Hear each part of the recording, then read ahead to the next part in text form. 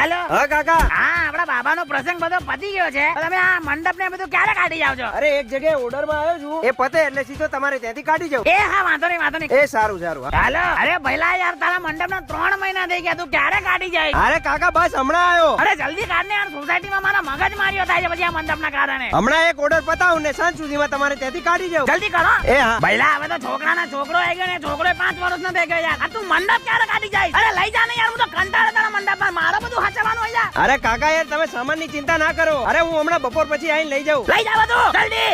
એ સારું હાલો મૂકો, હું કામમાં છું. ભઈલા છોકરો મોટો થઈ ગયો, છોકરાને સ્કૂલમાં એડમિશન થઈ ગયું ને, છોકરો 8માં આવી ગયો. તું મંડપ ક્યારે લઈ જાય? અરે યાર કાકા આજે નહીં અવાય, આજે મોટા ઓર્ડર માં છું, કાલે ચોક્કસ આવી જાઉં. ક્યારે લઈ જાય? અરે કાલે ચોક્કસ આવી જાય બસ. લઈ જા. ભઈલા હું મરી ગયો, સ્વર્ગમાં પહોંચી ગયો ને અહીંયા ઉભો ઉભો જોત નીચે મને ઘરે મંડપ દેખાય છે. હજુ તું મારા મંડપ નહીં લઈ ગયો. ક્યારે લઈ જાય? અરે 10 મિનિટમાં પહોંચો કાકા, 10 મિનિટમાં. અરે આ વખતે ફાઇનલ.